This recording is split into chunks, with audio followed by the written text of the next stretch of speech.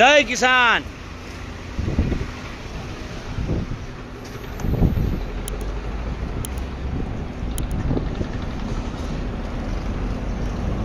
સૌ પહેલા તો સરકારને સૂચના આપવા માટે ખેડૂતો આવી રહ્યા છે અને એની શરૂઆત આજે મોરબીથી જે દૂરના જિલ્લાઓ છે ત્યાંથી થઈ રહી છે। આજે જામનગર, દ્વારકા, કચ્છના ખેડૂતો રાત્રે મોરબી આવી અને રોકાઈ ગયા હતા અને સૌથી વધારે દ્વારકા, જામનગર, મોરબી, કચ્છમાંથી તો સિમ્બોલિક ટ્રેક્ટરોને બોલાવ્યા હતા, પણ અત્યારે મોરબીથી એક રેલી નહીં, રેલાની શરૂઆત થઈ છે। પરેશભાઈ જરાક સ્પીડથી આંકો એટલે આપણે આ રેલો ગાંધીનગર જાહે। અમે સરકારને કહ્યું હતું કે સરકાર શાનમાં સમજી જાઓ। જ્યારે ટંકારાથી અમે ટ્રેક્ટરો લઈ અને મોરબી આજથી 2 મહિના પહેલાં જ્યારે રેલી કરી ત્યારે સરકારને કહ્યું હતું કે સરકાર શાનમાં સમજી જાઓ, નહીંતર આવનારા દિવસોમાં આ જ ટ્રેક્ટરોનો રેલો ગાંધીનગર પહોંચશે। અને એ રેલાની શરૂઆત અત્યારે મોરબીથી થઈ ચૂકી છે। મોરબીના જેતપર ગામ પાસે આવેલ જેતપર ટોલ પ્લાઝાએ ખેડૂતો ભેગા થઈ અને આ શરૂઆત કરી છે।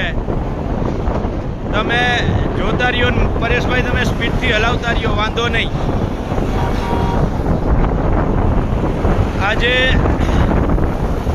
આગળ હળવદથી ખેડૂતો જોડાશે, ધાંગધ્રાથી ખેડૂતો ટ્રેક્ટર લઈને જોડાશે।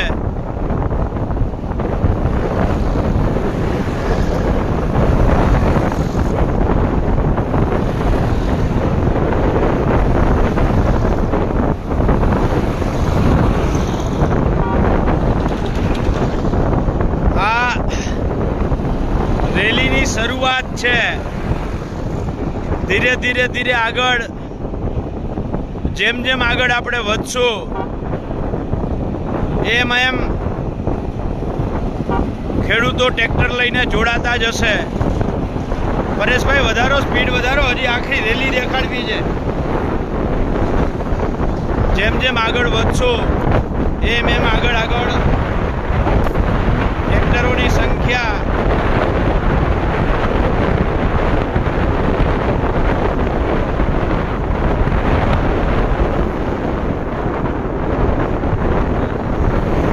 વધતી જશે। આગળ હજી કોંઢ, સાપકડા, હળવદ, ધાંગધ્રા, માલવણ, મૂડી, વઢવાણ, એ બધા જ ખેડૂતો આગળ ધીરે ધીરે આ ટ્રેક્ટર રેલીમાં જોડાતા જશે। ભલી કે એક શાયરે કહ્યું છે कि मैं चला था अकेला, मैं चलता गया और कारवा बनता ગયા। આ એવી રીતે આથી મોરબીથી શરૂઆત થઈ છે।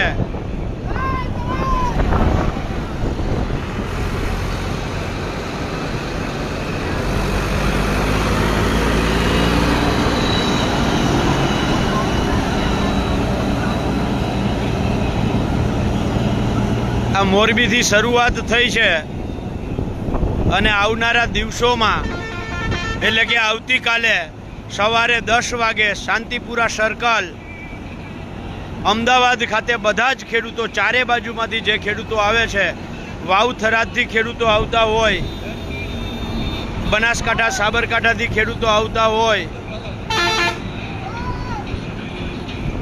એ તમામ જગ્યાના ખેડૂતો છે એ ટ્રેક્ટરો લઈ અને આવતીકાલે શાંતિપુરા સર્કલે ભેગા થશે અને ત્યાંથી બધા જ સામૂહિક રીતે ભેગા થઈ અને ગાંધીનગર તરફ પ્રસ્થાન કરશે। જય જવાન। એટલે ગુજરાતના ખેડૂતોને આહવાન કરું છું, હાકલ કરું છું કે તમે परेश एक मिनट भाई ने।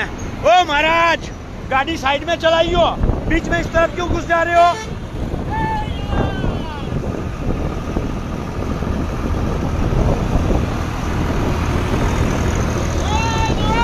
जय किसान।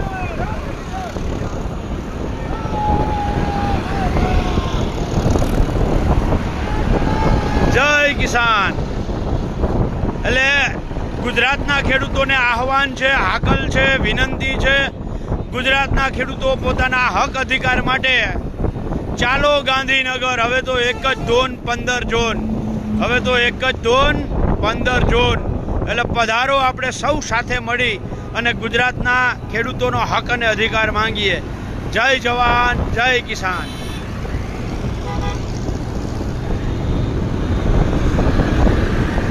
અરે સાઈડમાં લઈ લે,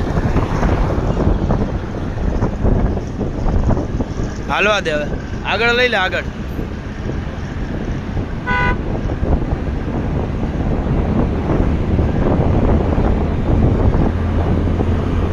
હજી તો આગળ ઘણા ટ્રેક્ટર છે, ગામ બહુ આગળ ફોલો કરી ગયા બધા।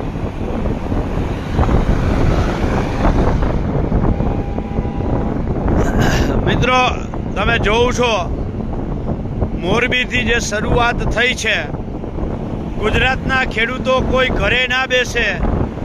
ગુજરાતના દરેક ખેડૂતને વિનંતી છે કે તમે તમારો એક દિવસનો સમય ગુજરાતના ખેડૂતોને આપો।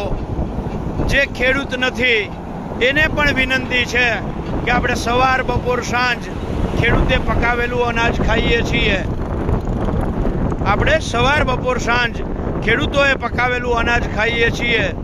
તો ખેડૂતોના સાથ સહકાર અને સમર્થનમાં ગુજરાતના ખેડૂતોને મદદ કરવા માટે, ગુજરાતના ખેડૂતોની આ લડાઈને સાથ સહકાર આપવા માટે ગાંધીનગર આવવું જોઈએ। આપ સૌને વિનંતી છે, ગાંધીનગર પધારો।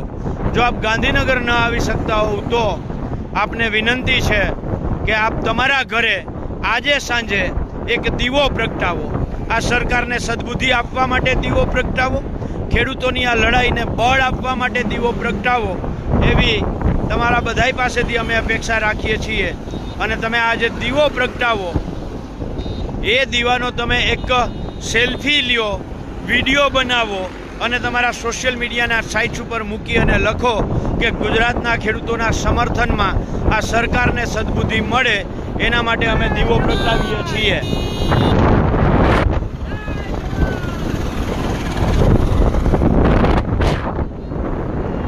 એટલે આપ સૌને વિનંતી છે કે ગુજરાતના ખેડૂતોને સાથ સહકાર સમર્થન આપો અને એના સમર્થનમાં આજે એક દીવો પ્રગટાવો।